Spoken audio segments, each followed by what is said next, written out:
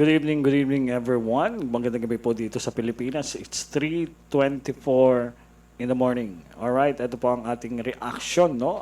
Dito po sa nagaganap na hearing dito po sa Senado na kung saan ay isa po sa pinaka-trending ngayon. Pinaka-trending ngayon ito pong si Mayor Alice L. Guo ng Bamban Tarlac. Alright. So, ayon dito sa aking thumbnail, makikita nyo po yan. Ito po ay real or spy ba? Si Mayor Alice L. Guo ng Bamban Tarlac. Alright, maraming naglalabasan ng mga vlog tungkol dito kay Mayor Alice, no? At tayo ay nagulantang din. Nagulantang din tayo dahil masyadong misteryosa. Kumbaga, itong pagkatao ni Mayor Alice dahil hindi ko na i-flex yung Senate hearing dahil masyado po mahaba. Pero meron ako mga clip dito na dinownload. Maraming katanungan na gumugulo sa aking isipan, mga kapatid. Sino ba si Mayor Alice L. Guo? Alright, dito sa isang video na nalakap natin, dahil dito ay, yung video na to ay galing kay Pinoy Mystery Channel at talagang napaka-reliable, no? Reliable kung sasabihin natin itong yung mga research na ginagawa niya. So, panoorin natin itong clip na to galing kay Pinoy Mystery Channel dahil talagang namangha ako. Alright, panoorin natin mga kapatid. Alright, Pinoy Mystery Channel, pasok. Ayon sa mayor, hindi nito alam kung saan lugar siya pinanganak at ang birth certificate ay inirehistro lamang noong siya ay 17 taong gulang. Wala itong dokumento na nag-aral ng elementarya, ng high school, pati kolehiyo. Sinabi ng alkalde na homeschooling lang ang ginawa sa kanya dahil iginate nito na nakatira sila dati sa isang farm. Wala ding mga marka kung nakapasa o kung nakapagtapos. Hindi rin ito matandaan kung anong paaralan kaugnay si Teacher Rubelin. At hindi rin niya alam kung sino-sino yung ibang mga kasambahay sa 5080 Santiago, Valenzuela nung sila ay tumira doon ng 1 taon. Hindi... Alright. Teka. Umpisa pa lang magulo na. Okay. Wala siyang school kung saan siya nag-elementarya o nag-kolehiyo o kung saan siya nagtapos. Wala. Dahil si PMC ay hindi ito matatawaran pagdating sa mga research na ginagawa nila. Dito tahasang sinabi niya rito na walang record. Okay? So, tuloy natin. Ulitin lang natin ulitin lang natin yung part na yun, no? Kasi nagulantang talaga ako rito sa sinabi ni Pinoy Mystery Channel na wala. Alright. Ulitin natin. Ng high school, pati kolehiyo. Sinabi ng alkalde na homeschooling lang ang ginawa sa kanya. Homeschool ang ginawa sa kanya. Okay, so, sige, maniwala muna tayo dyan, kunyari. Dahil, iginate nito na nakatira sila dati sa isang farm. Wala ding mga marka kung nakapasa o kung nakapagtapos. Hindi rin ito matandaan kung anong paaralan kaugnay si Teacher Rubelin. Nakatira sila sa farm, so homeschool ang ginawa sa kanya. Ay, hindi ko maintindihan kung common ba to, no, na may kaya sila eh. Pero sa tingin mo, may common ba yan? Yung may kaya sila tapos hindi siya nag-aral. Homeschool. May tutor. Ha? Common yun? Doon sila sa bukid nakatira. May tutor. Malupit, no? Tuloy natin.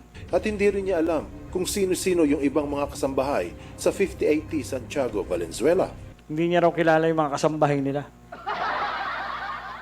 Hindi niya kilala. Sabi ni PMC. Ni-research niya to. Oo, kaya matindi.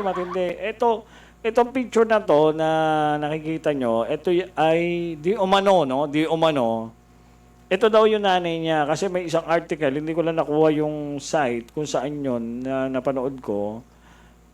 Binati niya yung nanay niya. Ito, May 8 ng Happy Mother's Day. Pero sinasabi kasi nito ni Mayor na hindi niya nakasama yung nanay niya, something like that. So, maraming misteryo. Oo, ang pagkatao ni Mayor. Kaya ako'y gulong-gulo. Alright, tuloy pa natin. Nung sila ay tumira doon ng 1 taon, Aha. hindi rin ito masabi kung nasaan na yung isa nitong kapatid. Mga sagot na tinatawag na plausible deniability. Plausible deniability. Oo, ibig sabihin nun, matinding, pakinggan nga muna natin kung ano ibig sabihin ng PMC doon. Kapag sinabing plausible deniability, ito yung pagtanggi sa isang akusasyon na pinlano muna na walang iiwanang bakas na ebidensya para ikonekta ang krimen sa pagkatao. Kumbaga, Yun pala yun. Plausible deniability. Ibig sabihin nun, pinaplano muna yung gagawin. So, hindi pa naman ganun katanda to si Mayor. Ibig sabihin, mula pagkabata, planado. Ako, nagtatanong lang ako. Wala akong masamang tinapay. No? Kasi mahabang investigasyon pa to sa Senado. Nag-uumpisa pa lang tayo dito sa ating reaction. Pero, parang nakakapagtaka naman yata. Oo. Okay. Doon pa lang kasi sa school niya, hindi ako makonvince. Oo, na may ganong tao na from elementary, high school, homeschool ka lang. Bakit? Bakit ganon? Diba? Tapos may sinasabi siyang Teacher Ruby na hindi niya rin maipaliwanag kung sino si Teacher Ruby. Teacher Ruby nga ba yun? nilinis ang pinagdaanan, tinanggal ang mga koneksyon upang maiging maitanggi ang akusasyon. Kung susuriin ng maigi ang usapan, mapapansin na mukhang ito ang ginamit ni Mayor na paraan. Wala ni isang record ito sa anumang eskwelahan. Walang ugnayan nag-tutor sa anumang organisasyon. Walang koneksyon sa anong ospital ang birth certificate. Walang dokumento mula sa midwife na nagpaanak at walang address kung saan lugar pinanganak. Yun lang. Wala lahat, no? Wala lahat eh. So, untraceable kung saan siya nag-origin. Parang gano'n, mga kapatid. Oo, matindi. Oo. Oo, hindi ko maipaliwanag to.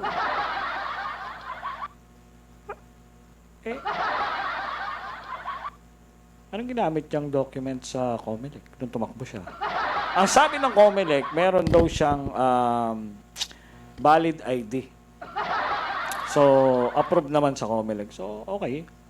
Kung nakita naman nila na valid ID nga, di approve. Okay. Sabi nila. Wala ni isang bakas ng pinanggalingan. Walang ni isang bakas na pinanggalingan. Paano yan? Meron pa rito. Meron pa akong isang clippings dito. Matindi. Oo. So, thank you so much, PMC. Babalikan kita mamaya, PMC. Oo. Eto matindi, no? Bukod dito sa mga hindi may paliwanag kung saan siya nagmula. Kasi tinatanong ito nila Senator Cheese. Senator Cheese ba? Hindi, si Senator Winston, ano ba nga ito? Gatchalian? Si Sherwin. Senator Sherwin Gatchalian tsaka si Senator Raisa Ontiveros, tinatanong siya, hindi niya talaga, may mga tanong pa doon yung helicopter, kanya ba to? Sabi niya, una, dininay niya eh. Oo, hindi po akin yan. Ang helicopter ko is black. Sabi ni Senator Raisa Ontiveros,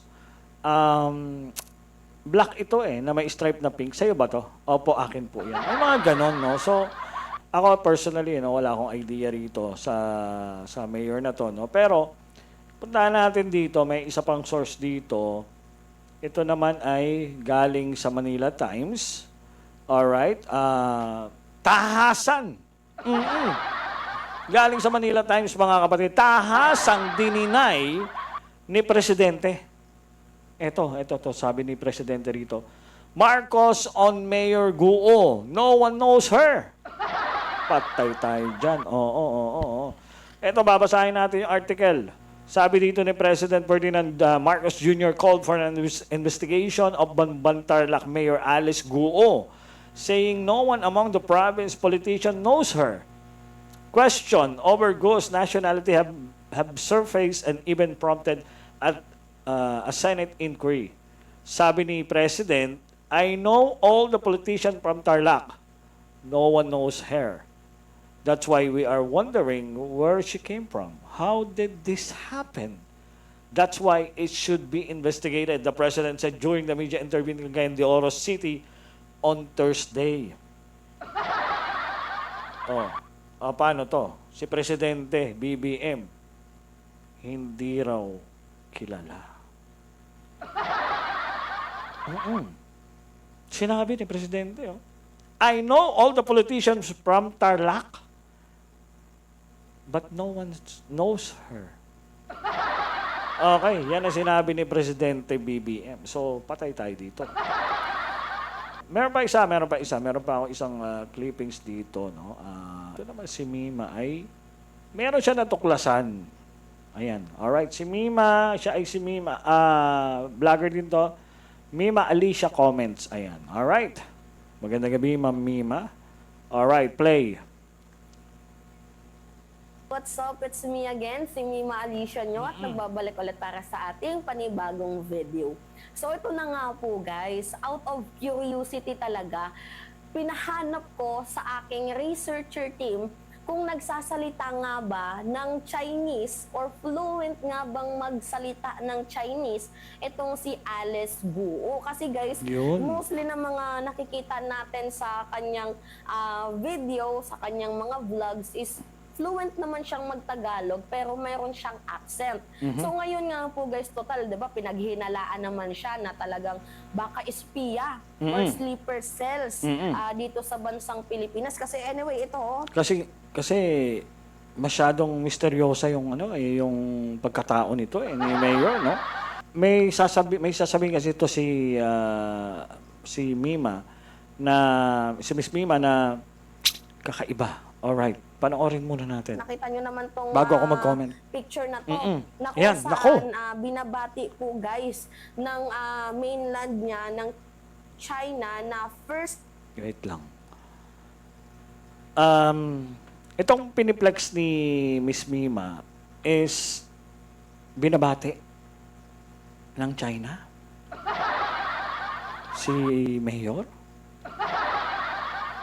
Oo, kasi sulat Chinese Oo, sulat Chinese. Tapos may mga article, may mga sulat sa ilalim na hindi ko rin maintindihan, no? Hindi tayo marunong magbasa niyan. So, sabi nga dito ni Miss Mima, binabate siya sa China.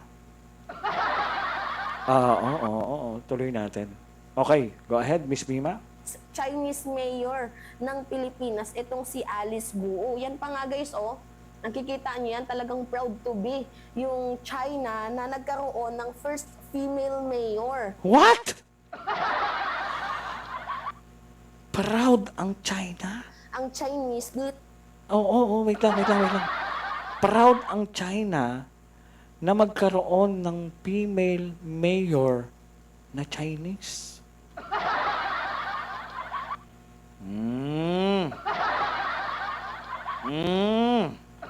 Anong ibig sabihin nito? Bakit yung ibang mayor di binabati ng China? Di ba? Yung mga... Sino pa ba mga Chinese mayor? Napapaisip tuloy ako bigla.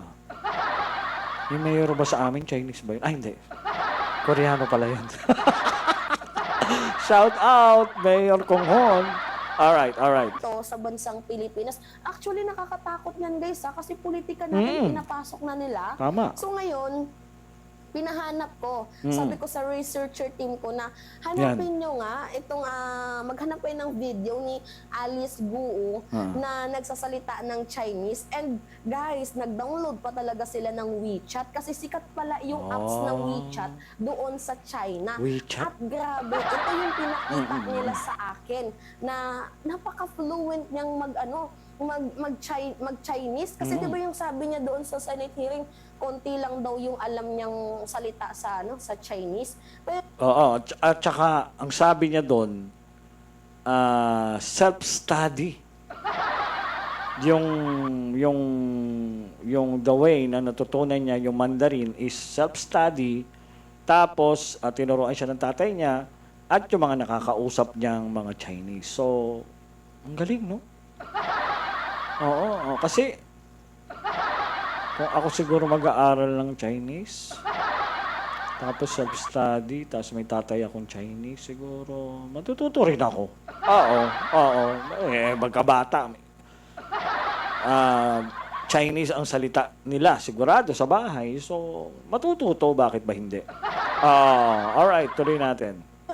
ito, sa video na ipapakita ko, paano mo nasabing konti lang yung alam mo? Mm. Dire-diretso at napaka-fluent mo. Anyway, Oo. i-play lang muna Tama. natin guys yung video. Hindi ko Sige. maintindihan yung salitang Chinese dito, pero Ako din, meron oo. din siyang English na part. So, panoodin Okay. natin. Okay. 你好，运城。 Yan na. I'm Mayor Alice Go. In behalf of the municipality of Bamban, Tarlac, Philippines, we would like to greet everyone a happy Chinese New Year. 在新春到来之际，向友好城市运城人民拜年了，新年快乐，万事如意。 Diba? Oo. Fluent siya mag-Chinese. Ang galing. Ang galing niya mag-Chinese, para ako nanonood ng Chinese movie. Wala siyang putol. Hindi siya katulad nung iba na yung mga bago-bago lang natututo. Parang lumaki siya sa China. Ano masasabi mo doon? Miss Mima. Okay, sa naman Ay, bakit nawala? Dapat naputol doon. So hanggang doon lang. Maraming salamat, Miss Mima, for that information. Palakpakan naman natin. At si Utol PMC, thank you. Thank you. Sa inyong mga research kasi nagkaroon ako ng reaction today. Alright, meron pa akong isang i-reflex, no? Kasi pumunta tayo dito sa sa website ng anong pangalan nito? Hindi Manila Times, no? Tapos na tayo diyan. Alright. Pumunta tayo dito sa website ng mismong bayan ng Bamban, Tarlac. Alright. Ano ba ang napansin ko dito, mga kapatid? Alright. Ito pong site na to, itong link na to ay mismong galing doon sa kanilang website. Okay? So, punta tayo sa home muna. Ayan, makikita nyo. Ito po yung website ng Bamban. Andiyan po si Mayor. Talagang pink yung talagang color niya, no? Oo, kasi kapartido yata siya ni Ma'am Lenny Robredo nung tumakbo siya as a mayor, no? So, makita nyo, all pink design. Ito lang dito ako nagulantang, no? Yung iba, may mga na-captured sila dito, mga picture, katulad ng nanay niya. Merong picture doon na bigla na lang nawala. Pero ito yung pumukaw sa aking atensyon. Okay? Pag pumunta ka dito sa government side, click nyo yung About the Mayor. Ito, About the Mayor. Makikita nyo dyan. At nagtataka ako, akala ko mabagal yung internet ko, pero kanina pa to. So, wala pong nakasulat sa About the Mayor. Okay? Kung sino man yung webmaster nila o yung nagme-maintain ng website, bakit po nakalimutan nyo ba maglagay ng information about the mayor? Ang tatanong lang ako kasi ito yung pumukaw sa attention ko, no? Dahil bakit ito ay empty space? Wala po yan. Wala nakasulat dyan kahit pangalan ni mayor or I don't know, nagtatanong ako, no? Hindi ko naman wala naman akong balak no? Pero ito lang yung pumukaw sa attention ko. Kasi pagdating sa About Us, mayroon laman, 'di ba? So ito yung hyperlink niya. So ayan yung About Us. May laman 'yan. Bamban is located in at southernmost part of Tarlac province on the north It is bounded by the municipality of Capas, Tarlac, and on the south by the municipality of Mabalacat, Pampanga. So may nakasulat dyan, no? Pero pagdating po dito sa about the mayor, yung information about kay mayor, bakit po ito'y empty? Ito lang yung nakakapagtaka, no? Bakit yung nagbe-maintain ng website, hindi man lang nakapaglagay dyan kung ano ba talaga yung sino ba talaga ang mayor nila, about the mayor, present mayor, syempre, dapat nilagay nila na the mayor today, et cetera, is Mayor Alice L. Goo. Parang ganon, di ba? Tapos yung biography, walang nakalagay. Empty, malinis. Isa yan sa mga pinagtatakan ko. Ngayon, punta naman tayo ng Wikipedia. Ano ba nakasulat sa Wikipedia? Okay. Actually, ang Wikipedia kasi, editable to, no? So, pag may information ka alam dyan, pwede mo siyang ilagay. Alright. Personal life. Details of Goo's early life and education background are disputed. Bakit disputed? Walang nakalagay. Goo states that she was born at her home, whose location she did not recall. Ito po yung mga sinabi niya sa Senate hearing, no? So hindi niya maalala kung saan siya pinanganak or in the then municipality of Tarlac on July 12, 1986 to a Chinese, Filipino father and Filipino mother. Discrepancies arise regarding the nationality of Goo's father as his birth certificate identified him as Filipino name Angelito Goo, while his business documents listed him as a Chinese national named Jan Zhonggu or Jan Zhongguo. Additionally, an archive post on the official website of Bamban suggests a familiar relationship between her and a woman named Patty, whom she referred to as her... Ayun pala yung nanay niya, si Ma'am Patty. Oo. Though observers noted a perceived lack of resemblance between them, she claimed that she did not grow up with her mother. Okay, so yun yung mga mababasa nyo sa... Dumami na nga kanina nung binabasa ko to. Hindi pa ganito karami mga information. Siguro marami nagdagdag. Independent daw yung political party. Okay? Chinese name. Hindi ko maintindihan. Simplified Chinese. Ayan. Alright. So, ayan po ang mababasa nyo sa Wikipedia. Alright. Balikan natin, no? So, yung mga information na yan ay nakakapagtaka, no? So, umpisa pa lang to, marami pa tayong, sa susunod na mga Senate hearing, marami pa tayo dito malalaman. At ako rin ay nagugulantang sa mga information na lumalabas regarding kay Mayor Alice L. Goo. Sana ay mabigyan linaw ito lahat. Ano? Kasi kung totoo na siya ay Chinese, talagang maano siya ng COMELEC, no? May nabasa pa ako kanina na 2022 lang siya na nakapag-registered. Oo, tapos tama ba? O 2021 yata na registered sa COMELEC and then tumakbo siya as a mayor. No? Nanalo naman siya dahil sinasabi niya rin, tinulungan siya nung previous administration. I don't know kung sino ang tumulong. Kaya siya naging mayor ng Bamban Tarlac. Marami pa tayong malalaman dito. I-check ko lang kung meron pa akong information, no, na lakap. Alright? Meron pa ako isang video dito. Sinasabi ay na yung kanyang kapartner daw, no? Ito pa isang video, no? Ito naman ay galing sa Net25. Alright, didagdag na rin natin to, no? Kasi kakaumpisa ko pa lang sa pag-research sa buhay ni Ma'am Mayor Alice. Alright, so marami pa tayong malalaman in the future. Alright, tingnan natin itong galing ito sa Net25. Alright? May mga importante kasi dito na mga sinasabi, no? So, panoorin natin tong galing sa Net25. Alright, ano ba sinasabi dito? Ngayon ang pangalan ni Mayor Alice Leal Go dahil sa questionable din ng testimonya ukol sa pagkasangkot niya sa mga nasawatang puta di umano ng crypto at love scams at Yan. posible pang human trafficking rings na nakatago sa isang Philippine offshore gaming operators o POGO compound na nasa likod mismo ng isang gusali sa munisipyo ng Bamban, Tarlac. Alright. Himayin natin ang mga detalye ng mga hindi magkakatugmang testimonyang Grabe, ang inihayag dami, ni Alice Go upang malaman natin kung makatwiran ba ang mga akusasyon laban sa kanya o kung may mas malaking issue pa sa ilalim nito na dapat hukayin. Sa halos 4 na oras na itinagal ng Senate hearing ay marami pa rin hindi sigurado sa kung sino ba talaga si Alice Go dahil Pati sila nagtatanong, no? 'Di ba?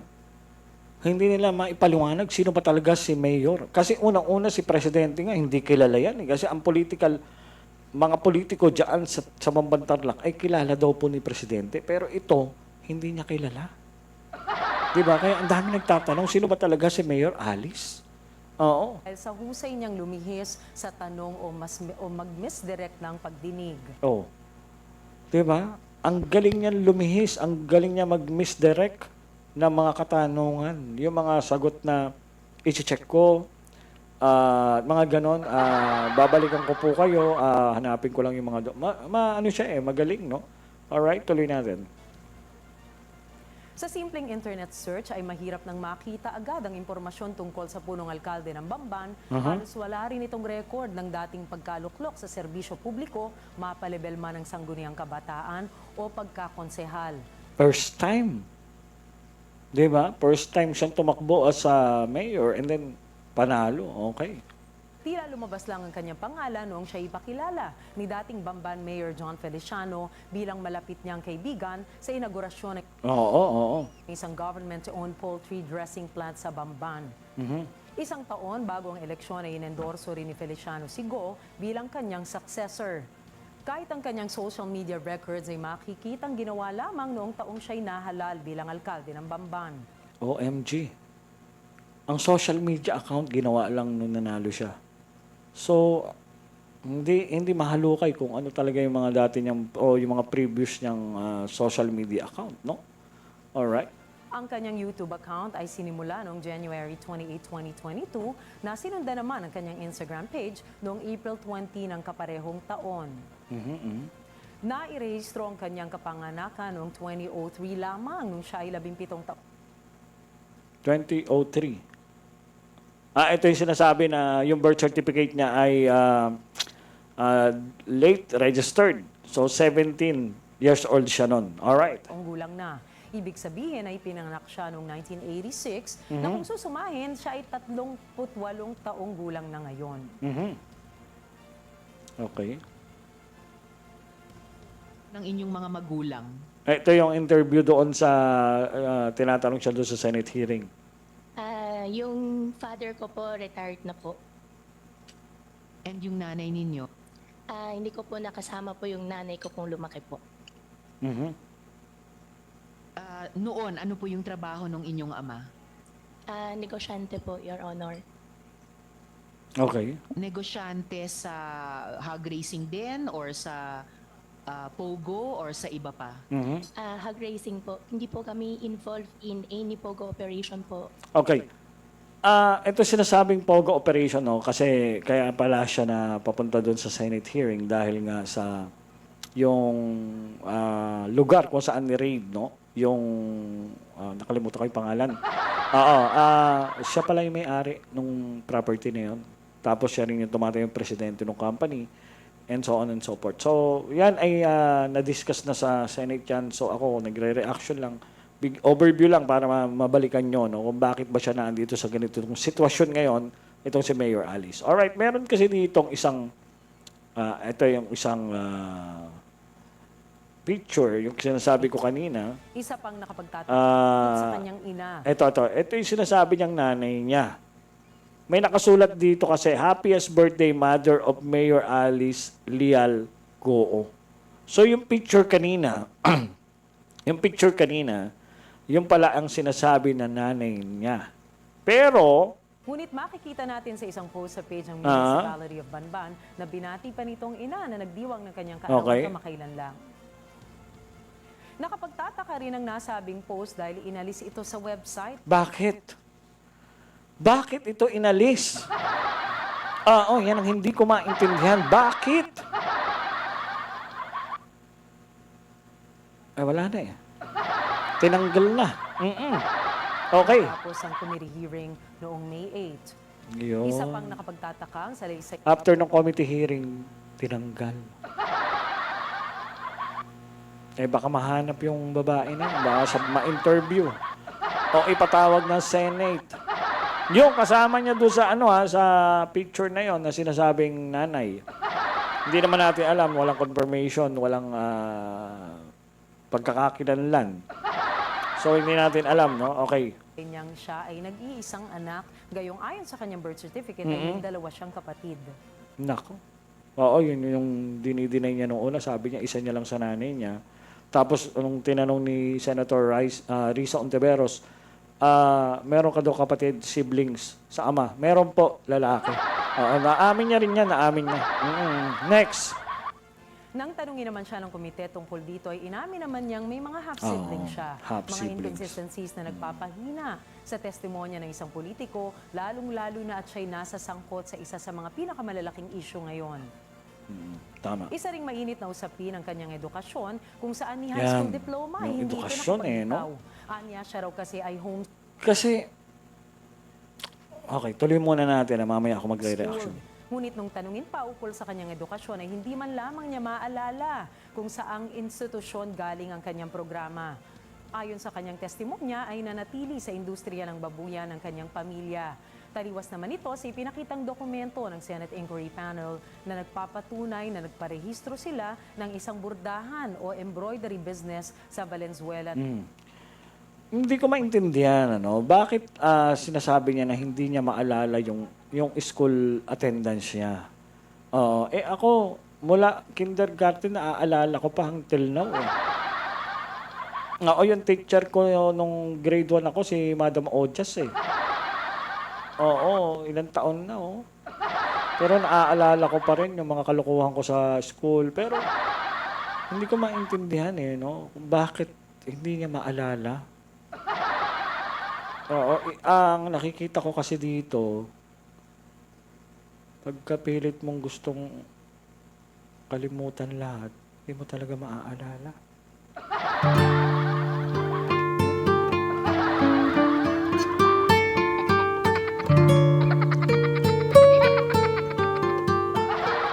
Pagka may gusto kang kalimutan, gusto mong walain sa isip mo, hindi mo talaga maaalala. Oo. Totoo yun. Kaya ako naniniwala ako dito kay Mayor na hindi niya naaalala. Oo nga. Ayaw niyo maniwala, bahala kayo. Subukan niyong kalimutan yung mga pangit na nangyari sa buhay niyo. Hindi niyo na maaalala. Oo. Diba? So, ito talaga, tingin ko naman si Mayor nagsasabi ng katotohanan na hindi niya naaalala. Malay mo naman, di ba? Oo, nung medyo bata pa siya, talagang, sabihin na natin totoo lahat ng sinasabi niya. Oo, tuloy muna natin. 2010.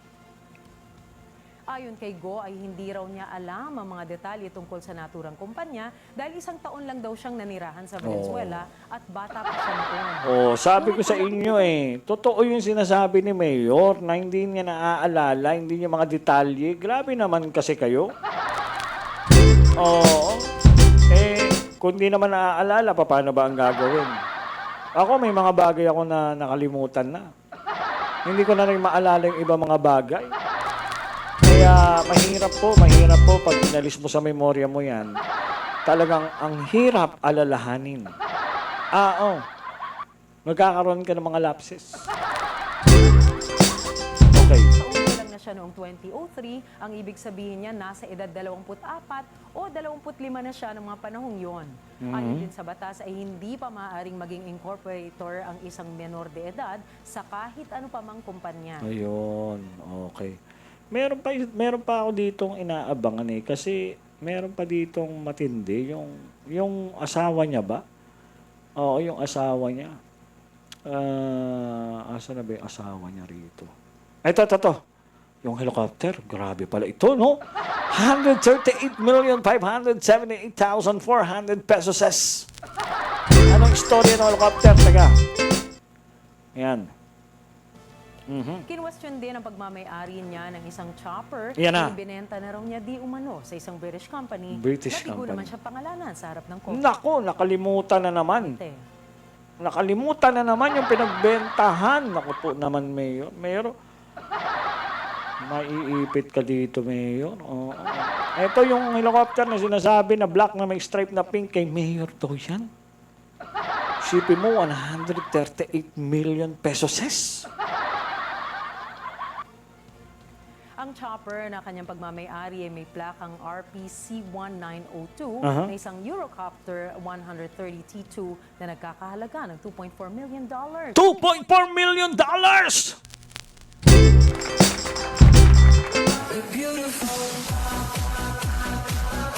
Oh, wow! $2.4 million! Grabe yan, ano yun? Just imagine. 138. Ilang seater kaya to? Bakit yung LEC parang nakakatakot naman na $2.4 million to? Grabe naman. Parang di matibay yung LEC. But anyway, O higit kumulang 138 million pesos na masyado naman yatang mahal ano po para mabili ng isang simpleng magbababoy. nagdududa si ate. Oo, nagduda si madam, yung announcer. Yung host, no? Imposible daw mabili ng magbababoy. Pero ako naniniwala ako kay Mayor. Nakakanya yan. Oo, at nabili niya yan. Kasi, actually, hog racing kasi yung business na sinasabi nila, Mayor, malaki talaga ang kitaan dyan. Yes, oo, malaki ang kitaan dyan. Kung 50,000 o 100,000 heads ang alaga nila. Di ba? 100,000 heads. Depende yan kung gaano karami. Ang kita daw dyan, sabi ni Mayor, 4,000 ang markup pag naibenta yung baboy. Oo. 2 times a year mga inahin. 2 times a year. So, kung napakaraing nilang baboy, hog racing nga po yan eh. Oo. Kaya hindi imposible na si Mayor ay makabili ng ganyang chopper. Hindi po ko bias dito Inoobserbahan ko lang. Alright, tuloy natin ang balita ng Net25. Ngunit ang pinaka-nakababahalang bahagi nito sa usaping chopper pa rin, pakinggan natin ang pahayag ng PAOK nang tanungin sila kung bakit hindi pa nila nahuhuli ang wanted na kasosyo ni Mayor Alice Go na si Huang Ziyang. Ayan. Ano sabi Immigration sa PAOK, ang People's Republic of China para kay Mr. Wang Ziyang.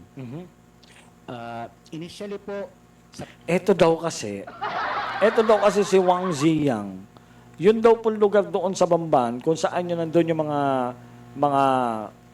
mansion. Mansion ba ang tawag doon? Yung mga building, may tunnel daw doon.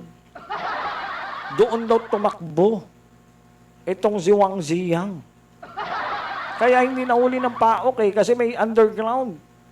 Hindi lang siguro, I don't know kung natumbok na nila yung tago sa underground, pero sinasabi po yan doon sa Senate, no? Kaya nakatakas. Tapos ito yung pinapaliwanag dito, pakinggan natin. Ano ba itong pinapaliwanag? Bakit ang daming passport? pakikipagtulungan ng ating intelligence community, natukoy po natin kung nasaan po siya. Yun nga lamang, napakahirap po niya talagang matunton sapagkat ayon sa ating mga sources, siya po ay gumagamit ng helicopter sa pag-iikot para makatakas. Sabi ni Mayor na benta na raw. May iba pa silang chopper? Bukod doon sa isang pinakita kanina. Dami nilang chopper yata, no? Okay, basta ang alam ko rito, narinig ko doon sa balita na dumaan doon sa underground. Merong underground yung mga building na yon sa Baofu ba yun? Baofu?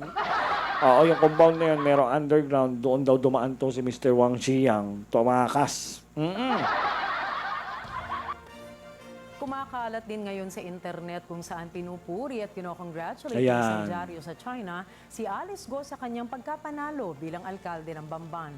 Ang mas nakapagtataka nga lang rito ay kung ating isasalin sa wikang Filipino ay nakasaad rito na isang Chinese-American itong si Alice Go. Ayon sa sistema ng ating korte, ang isang tao ay innocent until proven guilty. Yes. Pero dapat din ay maging mapagmatsyag tayo sa kung Yes. sino-sino ang ating pinagbibigyang makapasok at makipagsapalaran sa sarili nating bakuran, lalo na kung walang respeto sa ating pamahalaan o karapatang pantao ang kinasasangkutang kaso. Tama. Alright, so ayun po ang ating pong mga nalakap regarding dito kay Mayor Alice Guo ng Bamban Tarlac. At marami pa pong mga lalabas na mga article or blog regarding po dito sa kanyang pagkatao. Nasa sa inyo po yan mga kapatid, no, kung maniniwala kayo sa mga pahayag ni Mayor Alice or kayo ba ay maniniwala na siya po ay infiltrator or espiya ng China. So, nasa inyo po yan. Comment nyo lang po sa baba after this live. I-comment nyo lang po yan, yung inyong opinion sa loobin, spekulasyon. I-comment nyo yan. At magkita-kita ulit tayo sa mga susunod kong reaction. Siguro meron akong part 2 dito. Titingnan natin kung matatapos na ba ng Senate ito. Kung ano ba maging hakbang ng COMELEC regarding dito sa pagkatao ni Ma'am Mayor Alice L. Guo ng Bamban Tarlac. At susubaybayan pa natin at magagawa pa tayo ng marami reaction after this. At yun po, no? Ako naman si Limor Creation at nagsasabing maging mapanuri at wag masyadong maniwala. Kung natawa kayo sa aking video today, marami pa akong mga gagawin ng mga ganitong reaction kung kani-kanino. Basta ito na po ang magiging platform ko. Tapos sa mga sumusubaybay sa akin live, syempre magda-live pa rin ako, hindi naman mawawala yung pagda-live natin. But this time, ito muna ang tutukan natin kasi napakainit po, no, nitong issue na to regarding kay Mayor Alice Algo. Ako naman, Limor Creation, nagsasabing magandang gabi, mga kapatid. Alright?